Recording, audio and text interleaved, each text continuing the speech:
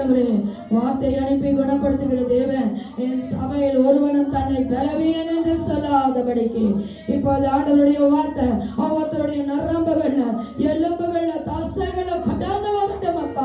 இயற்கைக்கு அப்பாற்பட்ட அதிசயத்தை செய்கிற பரம வைத்தியர் சொல்லுங்க. பரம வைத்தியர் நீங்க ஜபிக்கும் போது ஆண்டவரை யாராவது வீட்டுல பலவீனமா இருந்தா கூட அங்கேயே அற்புதம் செய்வார் என்றால் ஆண்டவருடைய வார்த்தை கடந்து வரும்போது ஆண்டவரை நான் சுகமானேன் சொல்லுமா. நான் சுகமானேன். எப்படி சுகமானேன்? உங்களுடைய தழும்புகளால் சுகமானேன் ஆண்டவரே. உங்களுடைய தழும்புகளால் நான் சுகமானேன். தழும்புகளால் சுகமானேன் ஆண்டவரே.